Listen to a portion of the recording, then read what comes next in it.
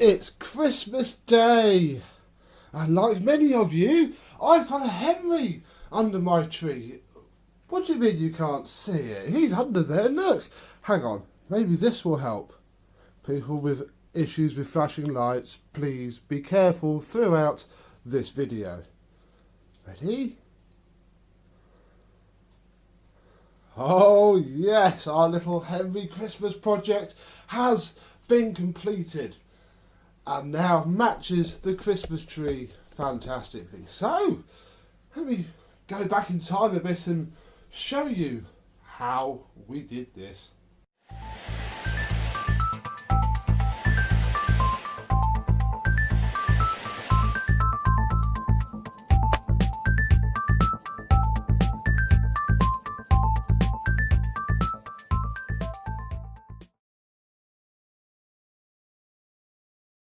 Happy Christmas, my vacuum cleaner chums! How are you tonight? Assuming we've lasted this long, of course, I'm not filming this on Christmas Day. A lot could happen in the month and a half before Christmas, and hopefully a lot will happen today because we have our modified Henry. And obviously, this is before we've put everything on. This is what I'm going to show you now. You've had a little sneak peek in the intro. One change to note is I found the different speed potentiometer. It's a panel mount one now, which fits so much better. It's actually from an old Vax. Old Vax tub cleaner with adjustable speed. And yes, we is going to bling our little Henry up with, hopefully, this kit, which was remarkably cheap. From eBay, we have a remote control with many buttons. I bought a lot of these. They're just adapter cables for this.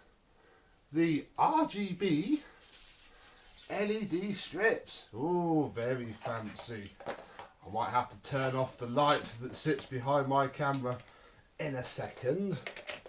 Otherwise you won't see anything. But yeah, it all works rather nicely indeed. If I just plug it in. Oh, there it is, look. You can't see a thing. Ah. That's going to be quite funky. Sat on top of Henry. Well, on Henry, won't it? Hopefully, who knows? It could all fall apart and there's only going to be two parts of this Christmas. I'll ruin Christmas. Now, the rough plan in my head is a nice circle around the front, although looking at how low down that 160 sits, right, it might just about be okay really. It's just going to look better there than trying to get it around there. And around the bottom of the base, which means we're going to have a connection somewhere here. Now, as well, Numatic do think of everything. I mean, as well as making it literally a drop-in replacement with minimal cutting required for a complete meaner motor kit and PCB, they've made this easier too. Because all of this, look, is hollow. So we've got all of that to play with. Now, we can't really use that handy hole that is in there because we then wouldn't be able to park a floor tool if I get a floor tool that parks that's not the heavy cordless tool.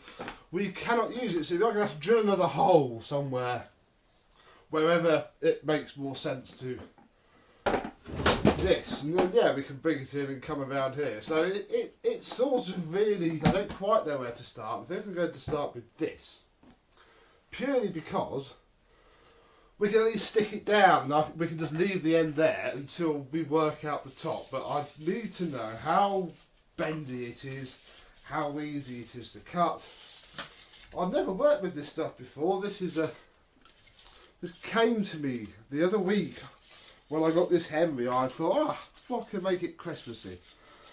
And yeah, everybody does RGB. I've got RGB in my computer and it is good. Right, crikey, that's a lot here. That's more than I thought. It wasn't that much money, really.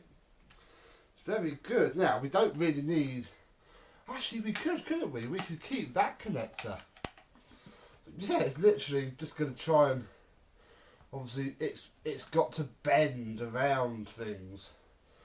So, I don't know. It should be alright.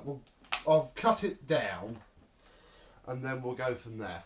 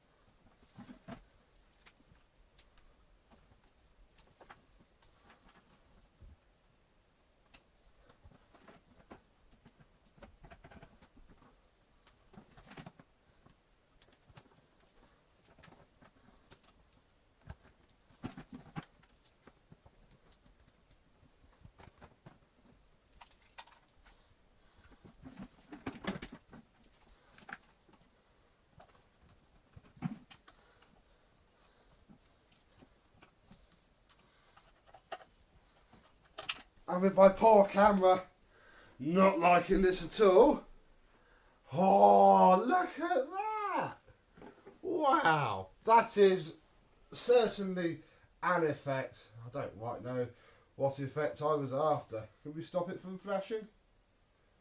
Who knows? Who knows anything? So that is pretty cool. I've just put a little bit of tape around the back of that just for now while we figure things out. It's just plugged in via the end of its cable. So that was the easy part. Now we've got to try and pack a lot of things into the top.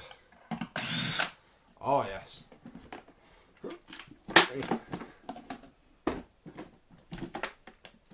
Oh, this has now become a touch more difficult to get off and back on again, sadly.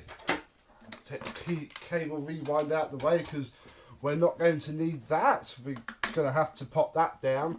But this is the new speed pot. Look, it needs rotating actually before we're done because it's not level.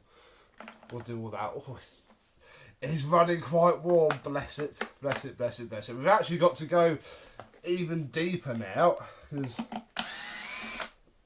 we need to get to where the power comes in. And underneath and behind this part here. So with those screws undone, we can lift that off, pull that out and undo basically everything. Everything can come off, especially these two, because that is our main power feed in from all of this. And what we actually want to do is branch off first before we get to out here.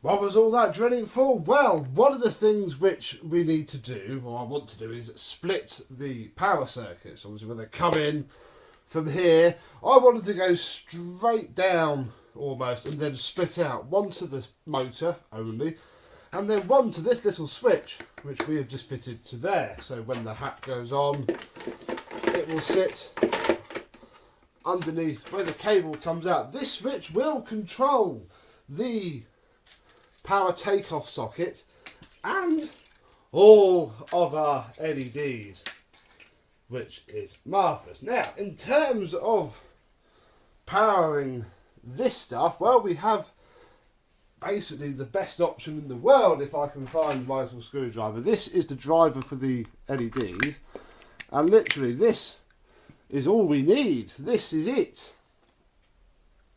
We can even desolder this jack if we would like. Now this is the China-tastic Hong Kong fireworks and electrical appliance company chargers that it came with, but I actually found this in my random box of rubbish. Ignore that.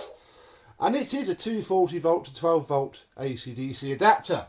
And I would imagine that if we can crack this open,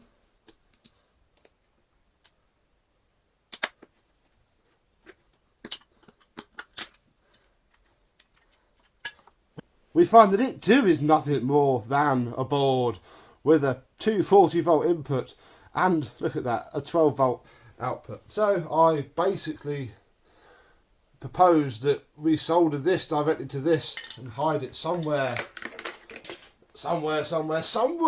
Who jolly well knows? That is the next point. So let's get the main wiring in, because I'm going to run new wires because they're all cut to size for the old stuff, and that's going to be no good at all. Sometime later, and some people are going to laugh, some are going to cry, some might scream. I'm quite impressed.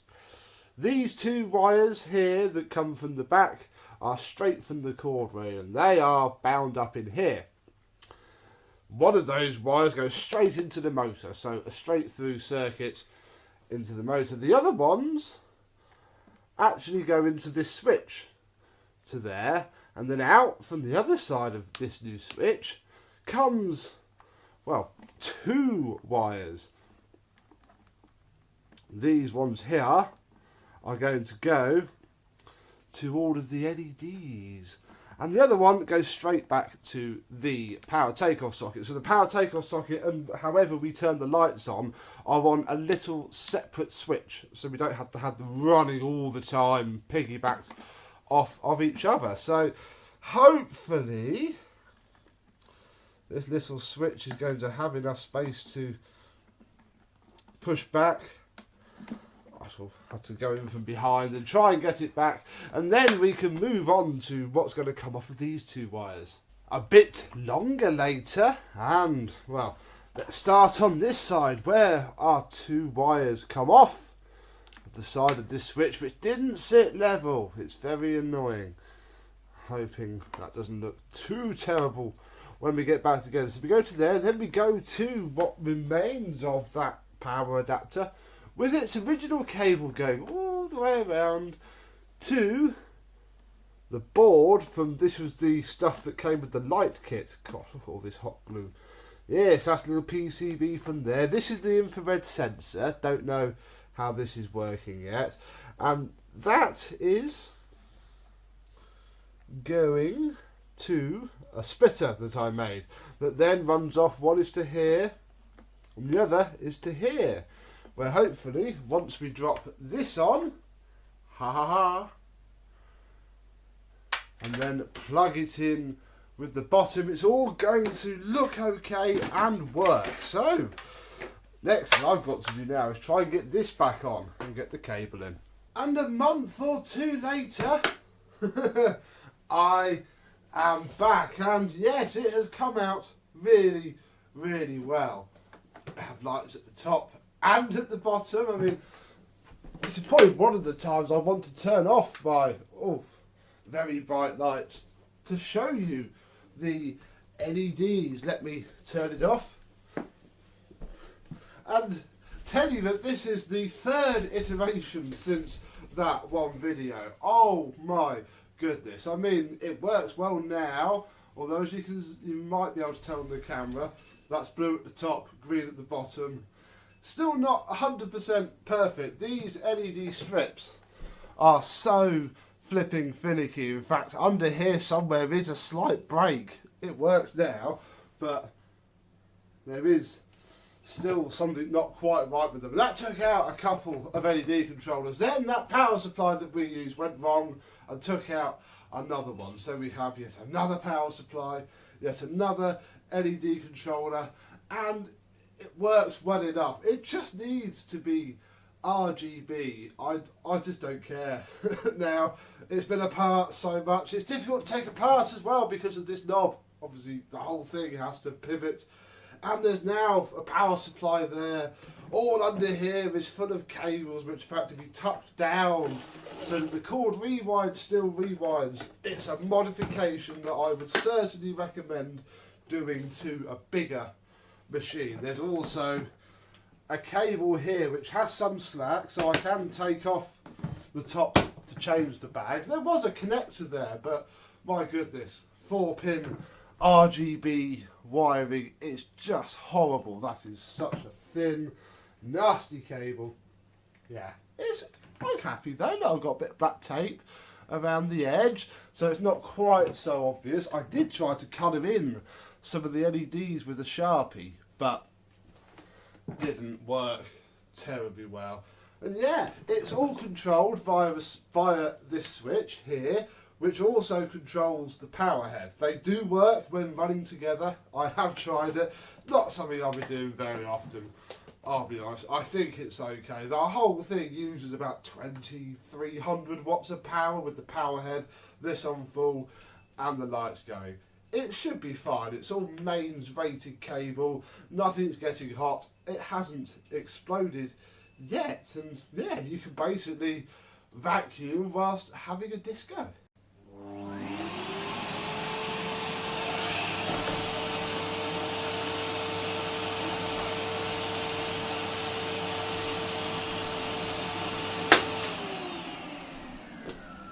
So before we go much further, that's been happening an awful lot.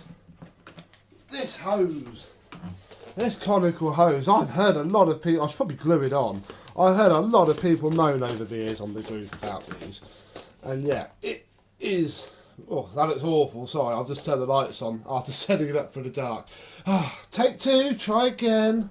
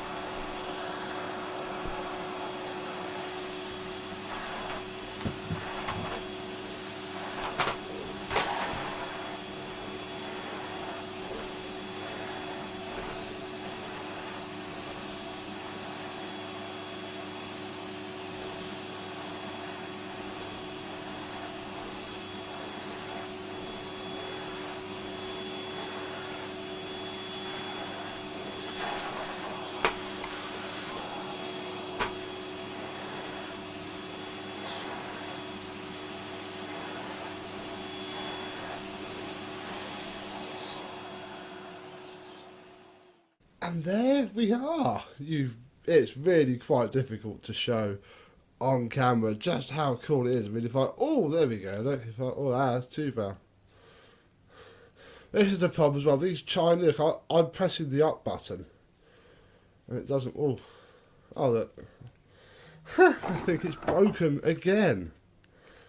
Let's turn it off and on again.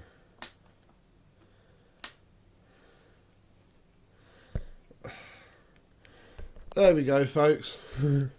These cheap Chinese things work very well for video. I'm just trying to take the batteries out to see if I can fix it, but it's difficult because it's dark and I've just dropped the battery and oh my goodness. Can we save Christmas? No. I think these LEDs as well are actually, what is going on? They are working. There we go.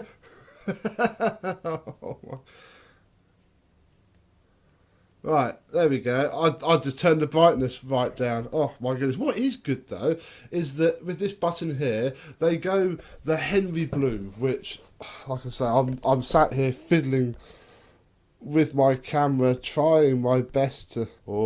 I brought a menu up. Yeah, this is my lovely little Henry, which looks quite cool when you just push the button and leave him to go crazy.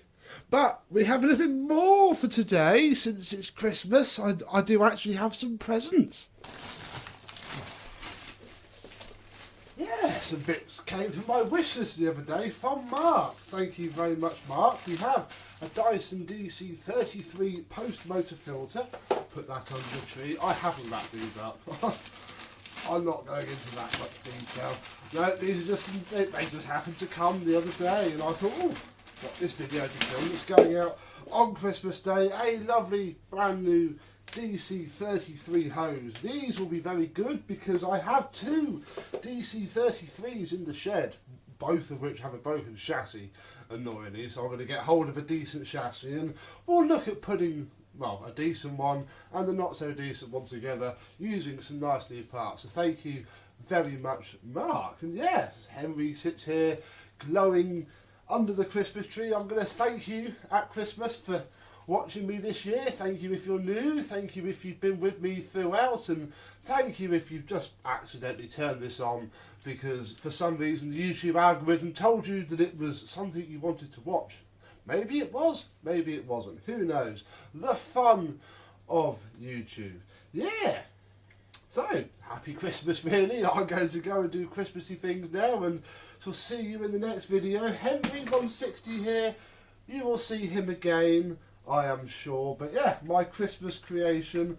Thanks to Mr. James for giving me this Henry. I mean, I suppose it worked. The motor's only over there, but that wasn't part of the fun. I've seen a couple of other people do the motor mod as well. Not necessarily the light mod. I've kept that a bit quiet, but the motor mod I put out on social media, and yeah, a few other people have done it. One chap did it with an MV200, which just sounds so much easier. You can be so much better with the wiring. Certainly wouldn't use this as a first attempt, but hey, I thought it was dead. I got the idea and it did work. So there we go. The Beko 1987 Christmas special is done. Thank you very much for watching, and I and Henry will see you soon. Bye bye.